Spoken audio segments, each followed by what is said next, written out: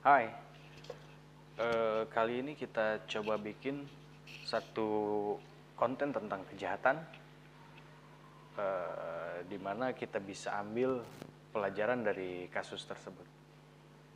Di Tasikmalaya, beberapa bulan kemarin, tepatnya bulan Januari, terjadi sebuah kasus pembobolan rekening ATM dengan kerugiannya lumayan besar juga sih. Dan pelaku cuma modal kartu ATM sama tusuk gigi doang. Nah, jadi modusnya itu begini. Pelaku menargetkan satu atau menyasar satu mesin ATM. Jadi mereka ada 4 pelakunya. Satu memantau di dalam mobil, yang satu memantau di sekitar mesin ATM, yang 2 melakukan eksekusi. Nah, awalnya itu si pelaku setelah menandai satu mesin ATM, dia masuk tuh ke mesin ATM dan mengganjal slot kartu ATM, tempat masukin kartu ATM itu dengan tusuk gigi. Nah, otomatis kan itu udah jadi nggak bisa buat masukin kartu kan. Nah, setelah mengganjal ATM itu, si pelaku keluar dan standby di sekitar mesin ATM itu. Nah, saat itu ada orang yang menggunakan mesin ATM itu. Karena slot ATM-nya udah diganjal dengan tusuk gigi tadi, si orang itu jadi kesulitan tuh masukin kartu ATM-nya. Nah, karena kebingungan, datanglah kan dua orang pelaku dengan pura-pura mau membantu, kan kira-kira begini. Ya Pak, kenapa Pak? Ada bilang ada masalah? Oh iya, ini kartu ATM saya nggak bisa jalan, nggak bisa digunakan. Oh mungkin mesin ATM-nya rusak atau gimana ya? Coba saya lihat kartu ATM-nya. Nah, si korban memperlihatkan atau menyerahkan kartu ATM itu ke si pelaku. Nah, entah mungkin si pelaku punya kemampuan sulap atau kecepatan tangan dan sejenisnya, tanpa disadari si korban, kartu ATM itu dia tuker sama kartu ATM yang udah dia siapin. Kartu ATM-nya dengan bank yang sama, jadi sekilas nggak terlalu kelihatan bedanya. Nah, cobalah si kartu ATM itu oleh si pelaku dimasukin lagi. Ya karena dengan paksaan masuklah tuh kartu ATM itu. Dan langsung, oh Pak, ini coba dimasukin, coba langsung digunakan gitu kan. Otomatis si korban langsung menekan pin ATM-nya itu. Ya si pelaku yang ngebantu mungkin pura-pura nggak lihat atau apa, tapi kan ada satu pelaku lagi yang diam-diam mengamati. Si korban masukinlah pin ATM-nya itu. Karena ATM-nya itu udah jelas ditukar sama si pelaku, otomatis jadi salah kan, atau nggak bisa digunakan lah. Nah, wah, kalau si korban kan langsung berpikir ini memang mungkin kartunya yang rusak gitu. Keluarlah mereka. Si pelaku pun pergi meninggalkan lokasi yang udah dapat kartu ATM dengan PIN milik si korban. Nah, 2 hari kemudian, kejadiannya itu hari Sabtu. Jadi 2 hari kemudian, hari Senin, si korban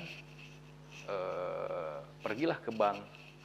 Dia mungkin mengadukan kartu ATM-nya yang rusak gitu. Ternyata pas diperiksakan ke bank, itu bukan kartu ATM dengan atas nama dia. Kaget kan dia. Habis itu tiba-tiba, ya udah, tolong cek rekening saya. Pas dicek rekeningnya, ternyata udah ada transaksi penarikan senilai 467 juta rupiah. Hampir setengah miliar. Lumayan banyak ya. Uang segitu kalau buat dibikin, bisa beli rumah, bisa beli mobil, bisa berwisata, mungkin ke luar negeri juga bisa. Cuma lumayan 400, hampir setengah miliar, udah cukup lumayan banyak. Nah, pelaku sekarang udah ketangkep sama aparat kepolisian. Jadi, tapi dari 4 pelaku hanya 3 yang ketangkep. Nah, dan ternyata 467 juta itu udah nggak bisa kembali, karena bisa dibilang mereka udah ngabisin uangnya. Karena rentang waktu kejadian dengan penangkapan itu ada sekitar 2 bulanan lah, 2 bulan sampai 3 bulan.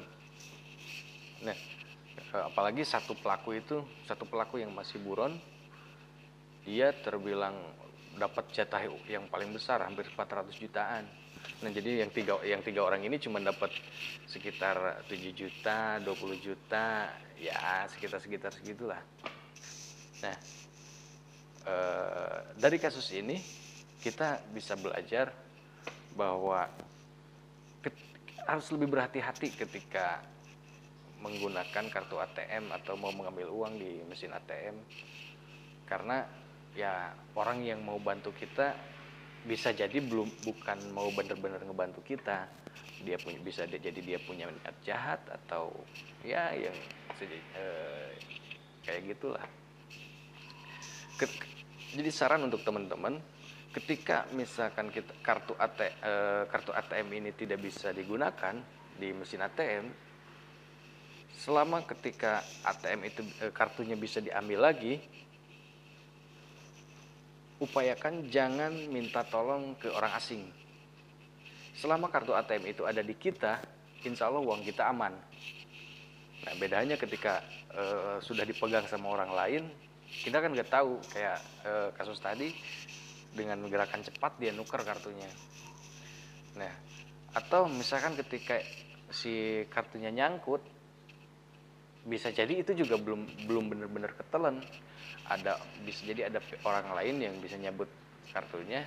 Makanya kalau kartu ketelan, mendingan langsung hubungi pihak bank untuk segera memblokirnya. Modus kayak tadi juga pernah terjadi beberapa tahun ke belakang di wilayah Kabupaten Tasikmalaya. Cuman bedanya si pelaku itu modal stiker dengan tulisan call center palsu. Jadi dia masukin nomor temennya ya. Karena kan pelakunya bukan cuma satu orang. Jadi dia masukin nomor temennya, langsung ditempel ke mesin ATM-nya. Nah, modusnya sama juga, ngerusak slot kartu ATM. Nah, ketika ada korbannya masuk, otomatis karena kartunya udah nggak bisa digunain, pelaku datanglah menghampiri dengan ya pura-pura mau membantu. Oh ini, nah ketika kayak tadi, ketika ngelihat kartunya tanpa disadari si korban, dia nuker kartu ATM sama kartu ATM yang udah dia siapin. Nah, bedanya kan ini, jadi si pelaku coba hubungi call center yang ada di situ, padahal itu call center palsu kan. Si korban otomatis kan langsung hubungin. Nah, perlu diwaspadai sama teman-teman, ketika meskipun kita menghubungi call center, front office atau pusat layanan apapun tidak akan menanyakan PIN ATM itu. Kalau udah nanyain PIN ATM, udah kemungkinan besar itu penipuan lah. Nah, pada modus yang stiker call center itu, si korban ditanya lah, oh ini nama, alamat, nomor rekening, terus identitas lainnya, dan satu lagi nomor PIN ATM itu. Nah, jadi si pelaku juga tadi udah berhasil ngambil kartu ATM korban, dan dia juga udah tahu PIN-nya karena temannya kan nelpon. Nah, ini juga harus jadi pembelajaran kita semua supaya bisa terhindar dari kasus-kasus kejahatan seperti itu. Ya mungkin untuk orang-orang kayak saya dan teman-teman di lingkungan saya, mungkin saldo rekeningnya nggak terlalu besar lah ya. Tapi kan mungkin rekening teman-teman bisa sampai puluhan juta, ratusan juta.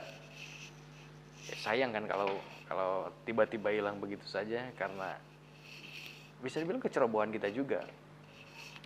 Mudah-mudahan kita semua bisa terhindar dari segala kasus kejahatan, baik itu pencurian, penganiayaan, atau dan kejahatan-kejahatan lainnya. Oke, cukup video kali ini. Mudah-mudahan bisa bermanfaat buat teman-teman. Dan di video selanjutnya kita akan bahas kasus-kasus kejahatan lainnya. Bye-bye.